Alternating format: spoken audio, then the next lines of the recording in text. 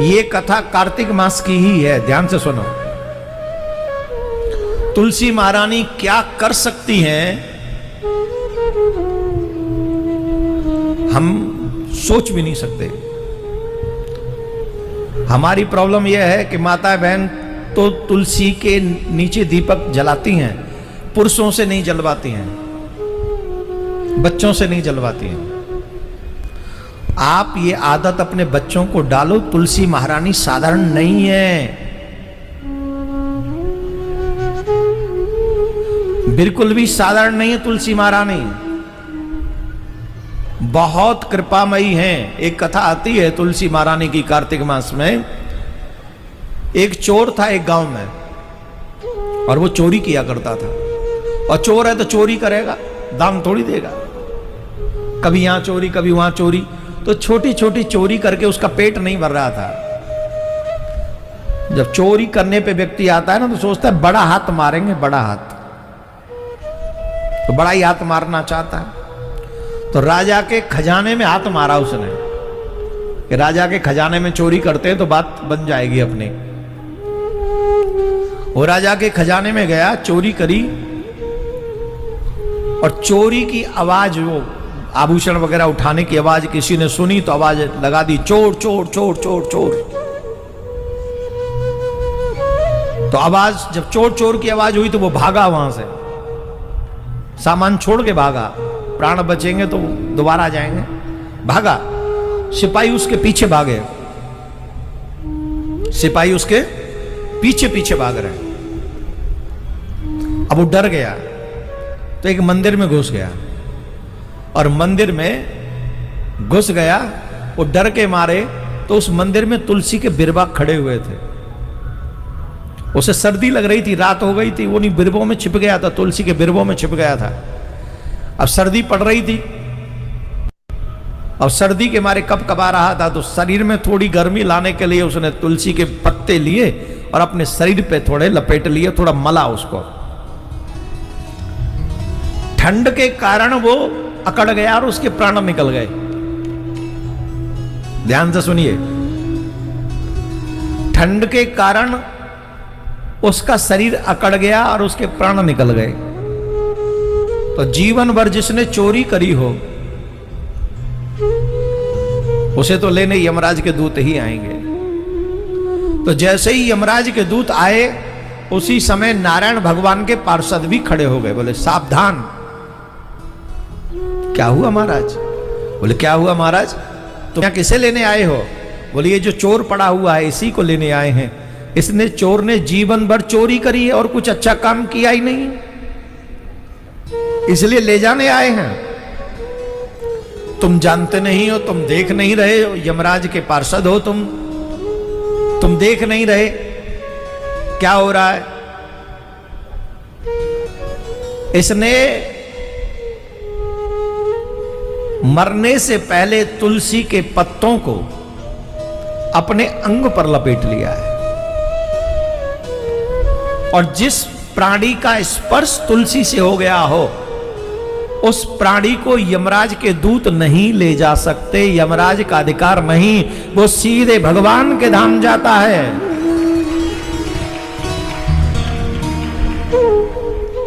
इसलिए ये सीधा हमारे साथ जाएगा। तुम चले जाओ, और भगवान के पार्षद उसे भगवान के धाम के लिए लेके, चोर को।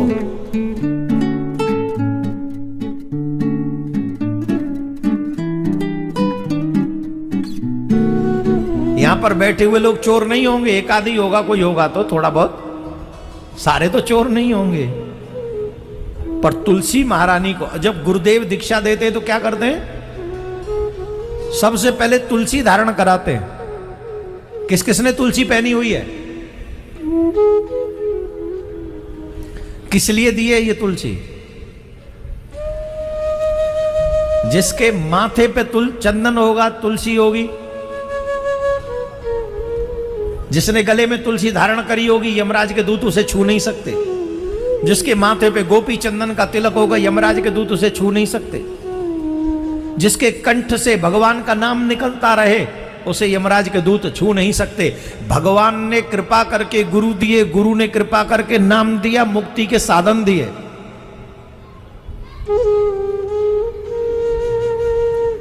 ये तीनों ही तुम्हें यमराज से बचाने के साधन हैं, चाहे वो तुलसी हो, चाहे वो तिलक हो, और चाहे वो भगवान का नाम हो। इन तीनों से बेतहां प्यार करना चाहिए शिष्य को। एक क्षण भी तुलसी गले से उतरे ना, शरीर से रहे ना अलग। जब मनुष्य तुलसी धारण करता है और उसके बाद में अगर वो स्नान करता है तो तुलसी से स्पर्शित होकर जल जब भी बॉडी को स्पर्श करता है तो जितने तीर्थों में स्नान करने का फल मिलता है वो सारा फल घर में स्नान करने से मिल जाता है। एक और सुनो, आप जो भी खाते हो अगर गले में तुलसी है तो जाएगा तो गले में से ही तुम्हारा भोजन। वो भगवान का प्रसाद स्वाभाविक बन जाता है जिसने गले में तुलसी धारण कर रखी है।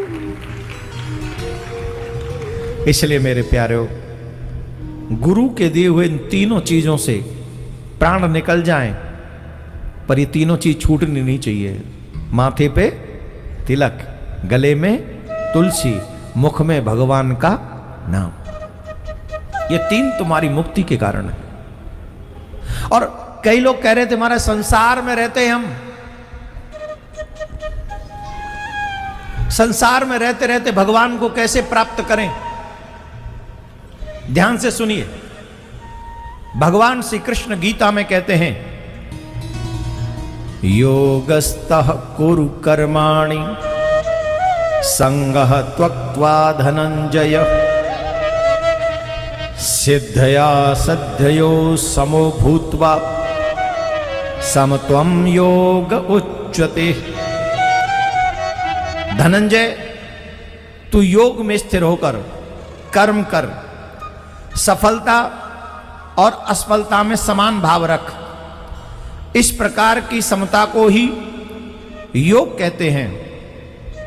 Dhananjay, be steadfast in yoga and perform your duty, give up attachment to success or failure. Such a equanimity is called to yoga. समान भाव रखो सफलता में और असफलता में। ये कार्य करने वाला मैं नहीं हूं, भगवान ही करने वाले हैं। इस भाव के साथ जो व्यक्ति कार्यरत रहता है वो कभी भी कर्म बंधन में नहीं पड़ता। आपके मन में यह भाव होना चाहिए, मेरे द्वारा जो हो रहा है वो मैं नहीं कर रहा हूं, इस शरीर के द्वारा जो हो रहा है वो मैं नहीं कर रहा हूं, परमात्मा ही करने वाले हैं।